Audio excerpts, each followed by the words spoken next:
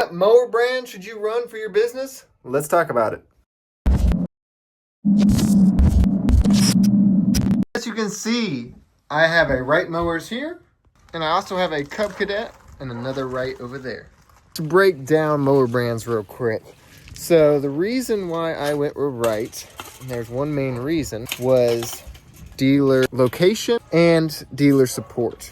So dealer location is really important when you are buying a lawnmower. The reason for that is because you want to have somebody that, one, sells them close to you, but most importantly can get you parts and can fix the mower. Those two things will help you out so much, especially if the location is near, to be able to not have as much downtime when it comes to repairs. And also, when you need oil change stuff, spark plugs, air filters, all that kind of stuff, that is one really important detail. So when I started my business, I started with a Skag commercial push mower. That was the first big mower that I bought myself.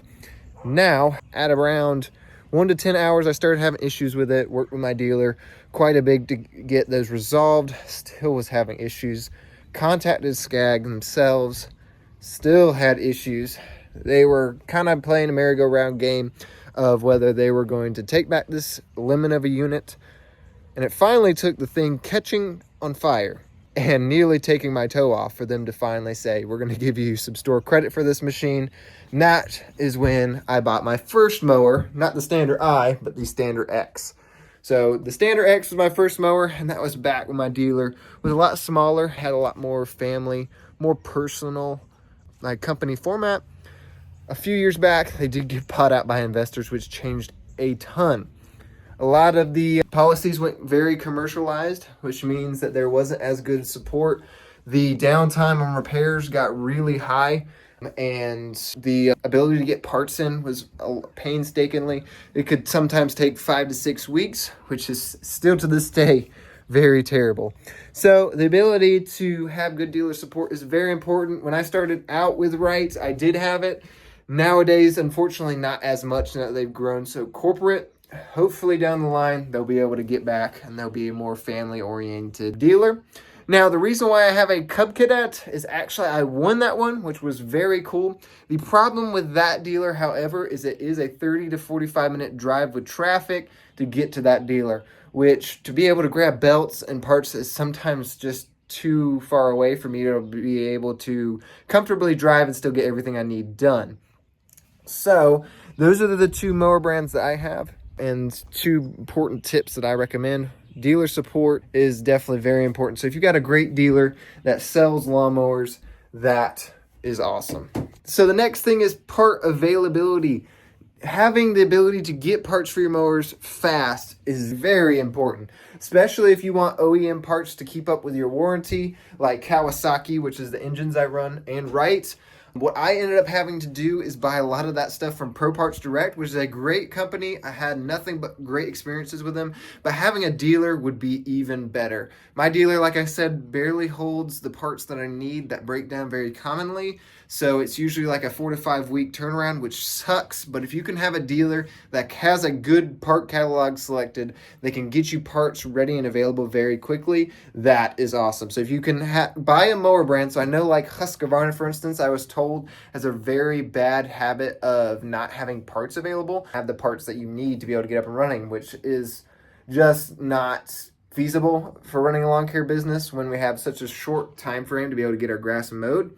So we're just trying to really cut down those downtimes for our machines. So 1, good dealer support, and 2, part availability. Next up is, honestly, what mowers are you really wanting to get yourself into? Make sure that you're still, I know dealer support really matters, so make sure you're doing your research. There has been lines that have been completely trashed from, I think, every mower brand. So make sure you're not just picking it because of a big influencer recommends it. Do your own research. Look at what mechanics are saying. So ask your dealer what mower brand they recommend.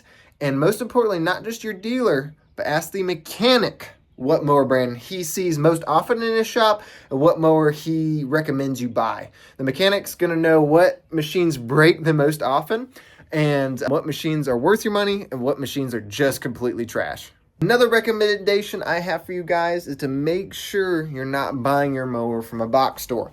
I know it might be easy to just go pick up a zero turn from Home Depot or Lowe's, but there are a couple problems with that. Number one, most of their mowers are left out in the rain for 2 to 6 months before you actually buy the lawnmower. This can create rust, it can cause breakdowns, all that kind of stuff. The only exception I have to that is if you can get a military/manager discount on them. So one of my friends who is a veteran knows the manager at my local Home Depot. Well, he is able to get him 10% off with veterans and also 20% off with a manager's discount. So he gets 30% off the mowers at the big box stores, which might be worth it for you if you're starting out small. If you're just doing a part-time job or all that kind of stuff, jump on it. The mowers, if you could get a mower 30% off, it might not matter if it has rust on it. But just make sure if you don't have the ability, you're getting a dealer mower, so not only all your warranty information will be with your local dealer, but you won't run into rust and that kind of stuff, or faulty assembly or all that kind of stuff that I've seen multiple times with people over there on Facebook. Another thing which isn't as big of a deal but can be important, especially with major breakdowns like engine failures or major deck issues, is make sure you're selecting a good team of manufacturers. I know pretty much everybody at Wright, and I've started to look into the people at Cub Cadet. What I will say is the people at Wright are a lot better, more family-oriented folks. So I really appreciate the team over there. Ed Wright is the inventor of the stand-on mower, which is my preferred model. So he knows the ins and outs, what's great and what's not great about his machines, and what they do good and what they don't do. And he's always been very open and honest about his competitors and what they're doing better, but he's always improving, always is helping out people, especially on forum pages and stuff like that have issues that come up with the machines or questions about maintenance and all that kind of stuff. So they're definitely a more local family machine. I did talk to the guys over at Cub Cadet, and it was very corporate, kind of like my dealer is now. So I didn't appreciate the Cub Cadet team and felt connected with them as much as the Wright team. I'm not saying there isn't good people at Cub Cadet, because I'm sure there are, but I will definitely say the team over at Wright has definitely given me that feel of I'm not just a number, that I'm actually a loyal customer that has invested in their product, and they understand that with us lawn care companies, it's a huge investment of whatever brand we go into, and I'm not just a number or a piggy bank to meet quotas. A lot of bigger companies now are getting that way. So just make sure when you're looking into stuff, you're looking into the team that is also going to support you in the manufacturing side. Not that you'll ever have to use it, but just in case you do, it's a good idea to have that ability. Probably my last and final tip, and I'm sure there's a lot more other ways on to determine your brand, is also their length that it's been on the market. I've seen guys that have purchased from new up-and-coming zero-turn, even commercial lawnmower brands, and yes, they can lead to very great products. But being the fact that they are first generation, make sure you're doing your research, because a untested product can lead you down a path of a lot of repair issues and a lot of warranty work that may not happen with a machine that's been out for 15, 20 years. So when you guys, I'm not saying that the 15, 20-year models, they can come out with limits, because there's been plenty of cases with that. I look at the steel BR600s. Last year, there was like 1,500 of them that got recalled for a fan issue.